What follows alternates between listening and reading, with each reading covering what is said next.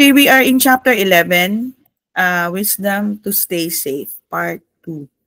Father God, we thank you that you so love us, that you want us to encourage each other every week, because you know that we need encouragement. We need your word to be spoken over each and every one of us through each other. We need your word, Lord. We need your word. Apart from your word, Lord, we are not nourished. Apart from your word, we are lifeless. You are our life, Lord. We thank you, Father, that you will speak to us tonight as we hear, Lord, chapter 11, part 2. In Jesus' name, amen. So, may nakita akong bagong book. Bago na naman, ano. It's, As We Gather. Tama ba? Or How to Gather, ganyan. So, sabi ganun doon sa first pages, sabi niya, flee to the church. So, kung meron man tayong problema, no, ang sinasabi dito ni Saint Irene of Lyon, anto sa France, flee to the church and be brought up in her bosom, and be nourished by the Lord's scriptures. The church has been planted as a paradise in this world. So this is church. What we are doing is church. It's not a place. It is not a building, but it's a gathering of people who are in Christ. Yan. So kinuha ko din yung further what she said after that. Sabi niya, when we come together as ecclesia, as church, something beautiful happens. We train our spiritual senses to see each other as Christ sees us. We recognize each other as sacred beings, and that recognition ignites an atmosphere where miracles, healings, and supernatural wholeness become natural expressions of who we really are, who lives in us, our King of Glory, Jesus Christ, His Father, and the Holy Spirit. And this is from the book. As We Gather. Yung pala yun. So this is really a well. Yan, di ba yung sinasabi nga ni Pastor Vince, I remember, right? You go to the well. You go to the well. Because what's in a well? It's a living water, right? It's water that refreshes you. So every Saturday, we as the church, we talk about the Lord, we talk about His word, and that refreshes us. And actually, it's not yung talking, no? Actually, beyond the conversation, beyond the homologio, beyond the confession, something beautiful happens. Our spiritual senses is all the more tuned in to see how God sees us. Kasi that's it. The objective of our meeting every Saturday is to really discover how God sees us. Yan. Because when we have this correct perspective, then we can go live our lives abundantly. So, ang text natin is Psalms 91:15. He shall call upon me, and I will answer him, and I will be with him in trouble. I will deliver him and honor him. And last week, we looked at the interlinear. Yung interlinear, there's an app in Google Play or in the App Store, which is called Bible Hub. From before, yung mga pastor, yung mga teachers, they buy yung concordance, yung makakapal. But praise the Lord, because of technology, because of the internet, praise the Lord talaga for the internet. I believe He's the one who executed it. He's the one who dropped this miracle to a person. I don't know who is exactly that person. But it's at the click of your fingers. You can go to Bible Hub and look at the interlinear, type Psalms 91:15, and lo and behold, it will give you the Hebrew text. Okay, so the way to study the Bible is look at the original text, which is the Old Testament is written in Hebrew, and the New Testament is written in Greek. So yung Psalms 91 verse 15 is obviously in the Old Testament, so it's written in Hebrew. So yung he shall call upon me and I will answer him is Ana Kara. Yan, Ana Kara. Kara Ana pala. Kara Ana, he shall call upon me. So, yung parang we have this saying before, no? He's just a phone call away. Diba? Pero actually, He's in you. So, He's just a breath away. Like even your throne, even your groan will reach the throne. So, if yung kara, it's a call for help. It could be a call to make a proclamation. It could be a simple invitation. It could be a cry for an answer. Like in the context of a husband and a wife, diba? This is something that is happening to me. Ganyan. Diba you converse with the one you love. Hindi naman kayo nagsisigawan. Diba? Only in the context will tell you what type of call you are dealing with. In this case, you have God answering you when you make this type of kara. So the word for answer is ana. So kara ana, which means to pay attention. You have God's attention. I have God's attention. I have God's full attention for myself. Parang ano siya, no? How could that be? Diba? Lahat tayo ganun. That's why He's God, right? He's our Abba Daddy God. And He's very ready to give a reply. So the word is used is in simple call form. So ito yung intensity, so pag-aralan natin dati, di ba, kal, piel. Pag piel, kunwari, it is broken. Pero pag ginawa mo siyang piel, it is shattered. Yun yung piel form. Pero ito, kal lang siya. So it's a mild type of response. So it's whispers between lovers. It's a whisper between a child and his father and her father. So this calling on him and his answering is sort of conversational type calling. So, like, for example, hey, Abba, I'm not sure about this next move I'm about to make. Got any ideas? Lord, ito bang trabaho na to ay para sa akin? So, hindi siya something na, Lord, tulungan mo naman ako, ganyan. Actually, Lord, ano ba to? Para sa akin ba to? Is it something that you've set me up for? Yan, that is kara, ana. Or as simple as, Lord, pahingi naman ako ng parking space. Yan. Or, Lord, pahingi naman ako ng bus na masasakyan. Ganyan. So, kara, ana. And lo and behold, in Jeremiah 33 verse 3, it is the same. Call to me and I will answer you. Ana, kara, ana pala. Kara, ana. Call to me. Pareho yun. Pag clinic mo yan, it's actually kara, ana. And pagkatapos no, nakakatawa, and I will show you. So, it is, kasi parang dati, no, parang pray ka ng pray, pero parang wala kang assurance. But child of God, because of the finished work of Jesus Christ, you're very sure that the answer and the reply and the solution is already given to you, Sabi nga na, call to me and I will answer you and show you great and incomprehensible things. Show you considerably, yung great pa considerably above average and mighty, inaccessible things which you do not know. And which brings us to John 17:3. Diba? Ang definition ng eternal life, dati ang sabi natin, eternal life is when you make the passage to, diba, from death to heaven. But actually, it's not the definition of eternal life. Eternal life is defined by the Lord Jesus in John 17:3. And this is eternal life, which is related to ito I will show you great and mighty things. And this is eternal life, that they may know you.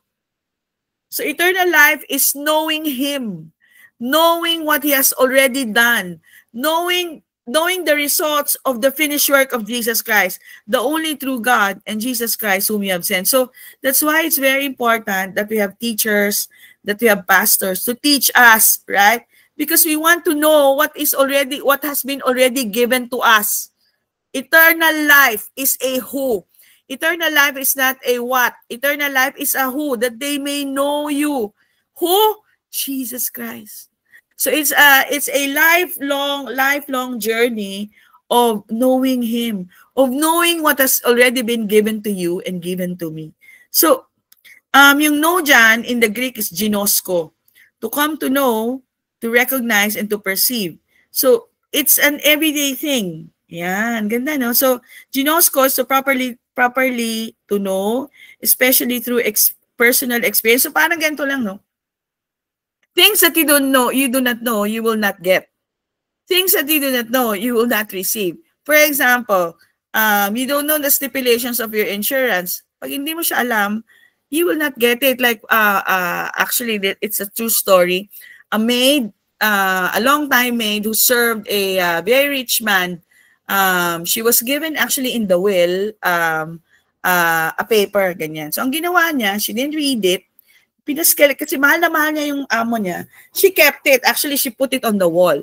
And then somebody visited her in her old age and looked at the paper, and lo and behold, it's a part.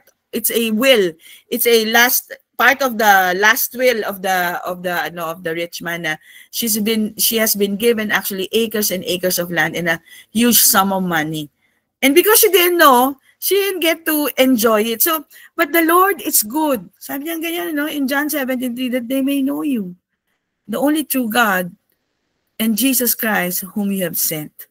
Hallelujah. So, the Lord Jesus wants us to know, because what you don't know, you will not get. What you don't know, you will not experience. You will not receive. So, the Lord is saying, I am the living bread, which came down from heaven. If anyone, you and me, eats of this bread, he will live forever. And the bread that I shall give is my flesh, which I give for you, which I shall give for the life of the world. So, if anyone, sabi niya ganyan, no, eat of this bread, he will live forever. At tas yung word dyan is, yung life dyan is Zoe. Zoe is not just spiritual, but also physical. All life through the universe derived, it is God's self-existent life. So the Lord intimately shares his gift of life with his people, creating each in his image, which gives all the capacity to know his eternal life. So, that's why kanina discuss ni Ella about communion, no? So when Jesus said, if anyone eats of this bread, he will live forever, the generic Greek word phago for it was used. Yung phago, it's actually the physical sense, yung actual eating. Okay? So, the way out, sabi nga kanina ni Ella, naaral natin last week, is ekbasis, no? It's very simple. It's just to partake of the bread of his body. But when Jesus said, he who eats my flesh and drinks my blood abides in me and I in him, the Greek word used here is strogo, which means to really crunch, to gnaw and crunch, like when eating nuts. So Jesus was not talking about spiritually eating or feeding here. He was actually talking about physically eating, about chewing with a crunching sound. Yan. So, which brings us to the discussion of I will deliver him. So we said last week, yung I will deliver him is actually charot. Yung I will deliver him from trouble. Yung trouble dyan is charot. Kaya sabi ko, hindi ko na yan sasabihin. It's an expression of grief, anguish, and pain. But the Lord provided us actually a way out. So what the Holy Spirit is saying to us, no matter how difficult the trouble may be, God has provided a narrow passage of escape. It is a tight squeeze sometimes that you can slip through it. God may have to use oil us down as a little so we can slip through that narrow passage. But SAR does offer us a hope in whatever trouble we go through. And then it's written in 1 Corinthians, what is that way of escape? Sabi nga na, no temptation has overtaken you except such as is common to man, but God is faithful. He is faithful. He is good, who will not allow you to be tempted beyond what you are able. But with every temptation will also provide you the way of escape, that you may be able to bear it. And what is that? Okay. But before that, why did I say that? Hang on. The word for deliver. He will deliver, di ba? Sabi natin kanina, sorry. He will deliver. Yan, he will deliver. It's actually the word zozo. Yan. It's actually the word zozo. But in Hebrew, it's chalats. Yung deliver, to draw out, to deliver, to equip, and to rescue. But in Greek, the equivalent of chalats, parang olats, no? Chalats. To deliver is to save, is to zozo, to preserve. So the Hebrew verb chalatz primarily conveys the action of drawing out or delivering. So it's very equivalent to zozo. So yung zozo, di ba? To save. The word save or salvation in the New Testament is not communicating that a person has escaped hell. Because we made it actually about parang fire insurance, life insurance. But salvation is not like that. It is conveying a picture of life and life more abundant. It is an expression of our divine nature as sons. So, sabi natin kanina, in-establish natin, eternal life is knowing Jesus Christ. Eternal life is not you dying and going to heaven. No. Eternal life is knowing your Savior, knowing what He has done and what He has accomplished for you. So, it is a lifetime of journey of grace, not a one-time event when we pray the sinner's prayer. So the Apostle Paul exhorts the Corinthians in the book of Corinthians throughout his letter to them not to live like mere natural men. How to live like a natural man? Waiting your entire life for God to do something. Parang, tagal naman. Parang hindi mo ine-enjoy yung tapos na, yung finished work. Ano pa? Waiting for Him to hear them. But God has heard you already. He's actually wanting you to know Him, wanting me to know Him, waiting for Him to help them. But He has already provided, right? So in 1 Corinthians 2:12, now we have received. Now, the operational word is now. We have received not the spirit of the world, but the Spirit who is from God, that we might know. Praise the Lord. Diba? Eternal life is knowing Him. And this is possible. We cannot know the Lord unless the Holy Spirit reveals Him to us. But the Spirit who is from God, that we might know the things that has been freely given to us by God. And in 2 Corinthians 6:1 and 2, we plead with you not to receive the grace of God in vain. How to receive the grace of God in vain? As in simply brushing it under the rug, right? For He says, in an acceptable time, I have heard you. He has heard you. Kasi yung context ng Psalms 91:15, di ba? Parang naka-ano pa siya naka-future tense. But in the New Covenant, He has heard you. And in the day of salvation, I have helped you. In the day of trouble, I have helped you. Behold, now is the accepted time. Behold, now is the day of Zozo, of salvation. So, the Holy Spirit, to the Apostle Paul, pleads with Christians that they have been given not the spirit of the world. What is that? The spirit of not yet. So yung posture natin is not to be in this position that parang you are hopeless, that you are waiting endlessly of the things that has been already given. The spirit of not yet. But they've been given the Spirit that comes from God, that they may know for sure that the things have been freely given, the things that are already theirs now. Ano yung mga yan? Wholeness, righteousness, healing, abundance, di ba? In heaven, the kingdom is not a future hope, but a present reality. To be filled with the Spirit of God is to find yourself living or being that eternally present kingdom. It is by men and women living in the Spirit, seeing by the Spirit, and speaking by the Spirit that His kingdom comes on earth as it is in heaven. So this is the very mindset that God wants you to have. This is the very possession that God wants us to see ourselves in. Hallelujah. Because the gospel declares an incredible reality. This is our reality. We are forgiven, in union with God, made holy and righteous, restored blameless, promised wholeness, health, and prosperity, freely given all that Christ has to offer by grace alone through our participation in the Spirit and sharing in God's nature. And as we align with who God says we are, as we align with God, as we align with who God says we are, the Holy Spirit actualizes the likeness of Jesus in our lives. Our circumstances manifest the blessings, and we begin to live victoriously overcoming all situations by the power of grace.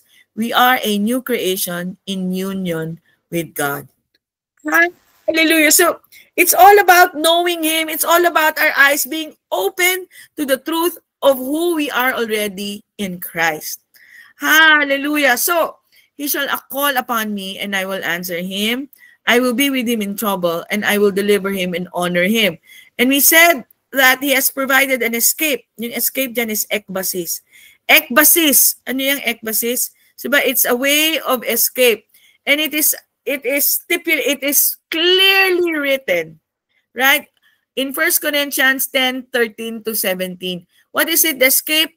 It's the proclamation of His gospel when we partake of the Holy Communion.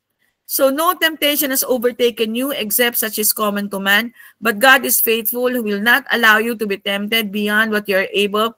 But with the temptation will also make the way of escape, that you may be able to bear it. Therefore, my beloved, flee from idolatry. So yung context nito is Paul is quoting from the time that the Israelites were at the foot of the Mount Sinai, worshiping yung golden calf. So, the Lord is saying, no more, right? Change your mindset.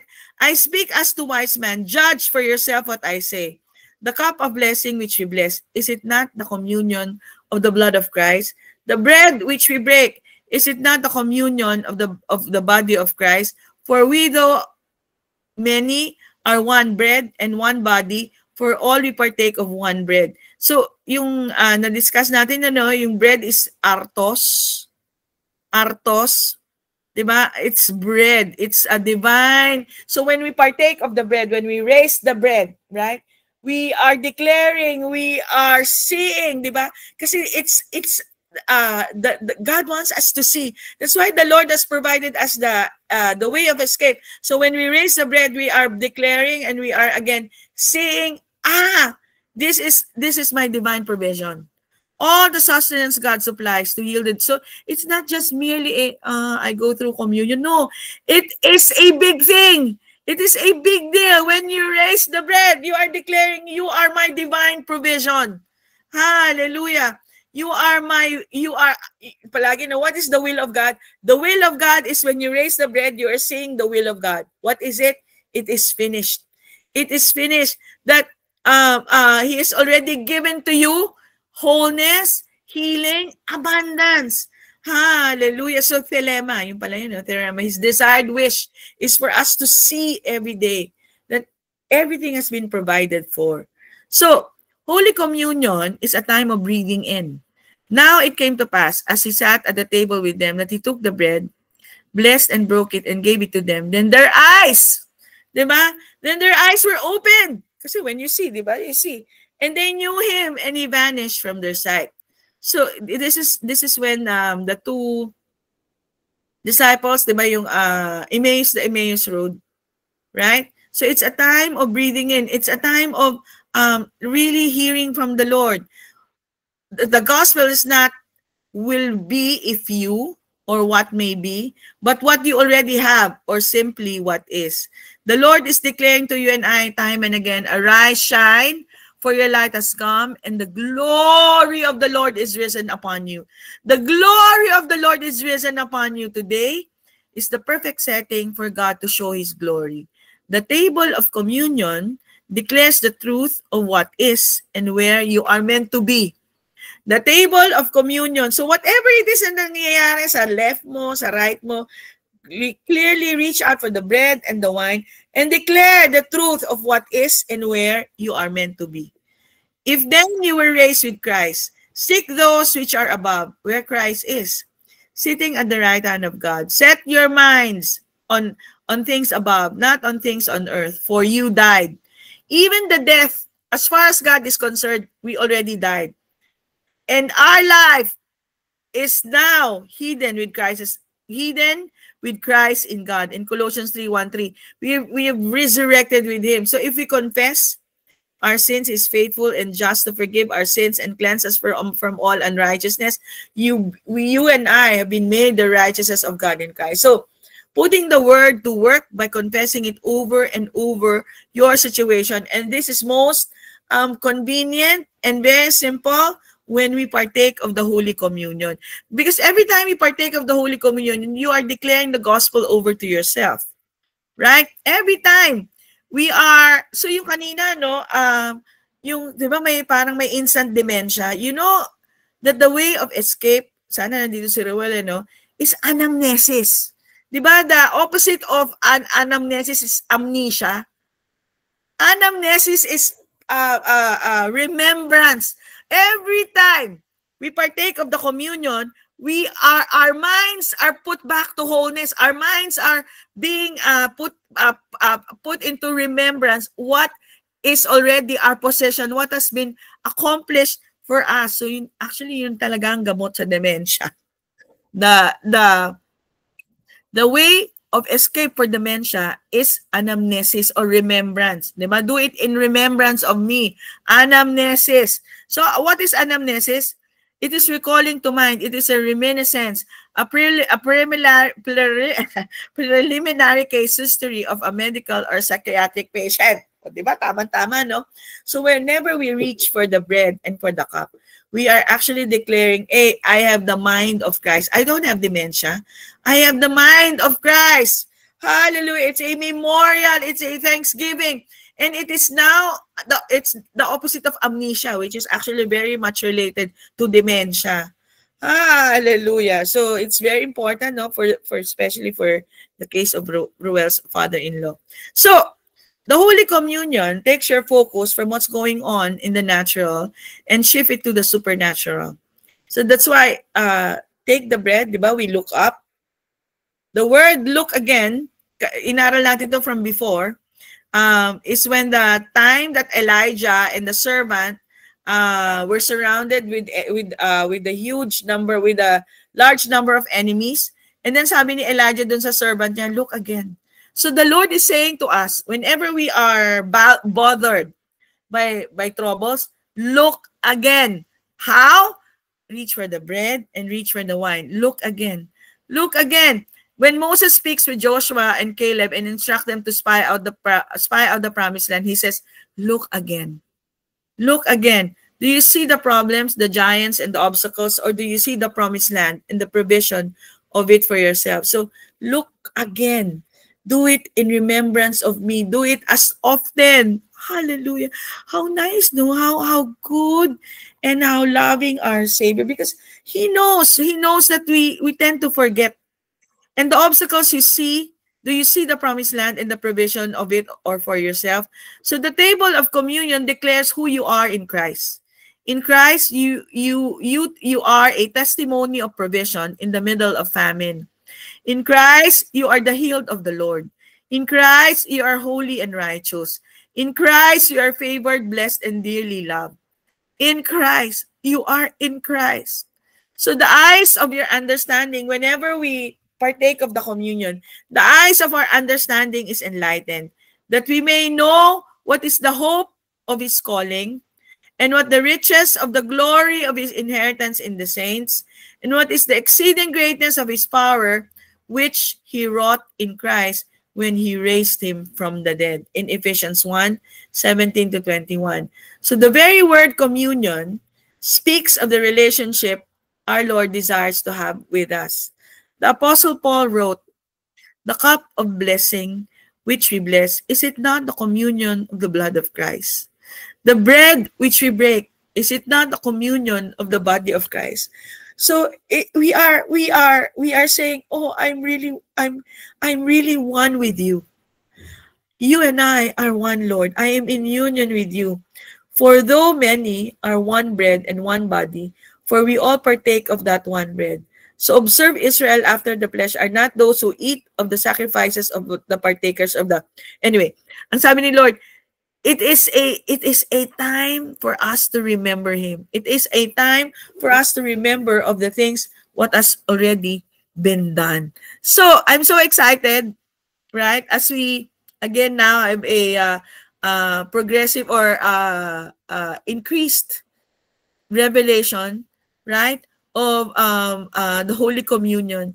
And I'm so excited for the next days to come. So whatever trouble it is, whatever charot, right, Reach for the bread and reach for the wine, and remember that it is finished, that everything that needs to be provided to you, He has already given.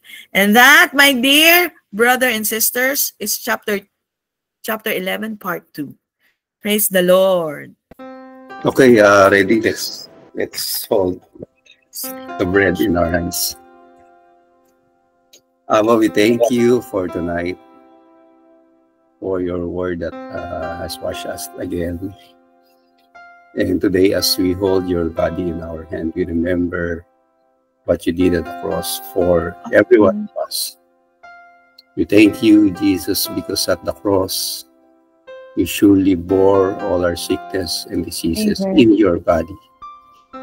And today we declare that by your stripes, by the beatings you bore, the lashes which fell on your back, and the crown of thorns that pierced your brows, we are completely healed, completely healthy, and completely whole. Lord, today we declare that we have a brand new body. Amen. Full of health, full of vigor, full of strength. And because of the crown of thorns that pierce your brows, we have the mind of Christ. Amen. We declare this over ourselves, over our loved ones, and our friends.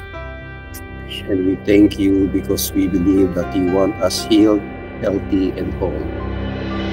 So sickness and diseases cannot remain in our body because we have your resurrection life indwelling us. Amen. Being our youth like the eagles, restoring all damaged cells, bones, and organs in our Yes, body Lord. in the perfection which you have decided to function. We thank you, Jesus, for all this blessing. And we declare tonight as we partake that as you are in your health, so are we in this world. Yes. Amen. Amen. Amen. Amen. Let's lift the cup. Lord Jesus, thank you for your precious blood that was shed on the cross. Your precious blood has cleansed us from every sin, past, present, and future. Today, we are washed whiter than snow, Yes, Lord. and you see us righteous, blameless, and spotless. Amen. Amen. Yes, Lord. Lord, as we drink, we celebrate our salvation, our holiness, and our union with you, because with you, all things are possible. Today, we see ourselves seated at the right hand of God in Christ. Amen. And we Amen. declare that we are greatly blessed, deeply loved, highly favored, and completely Amen. protected. Amen. Yes, Lord. Because we are forgiven, we are not sick. In Jesus' name, Amen. Let's drink. Amen. Amen. Amen. Amen. Here's to that. Haha.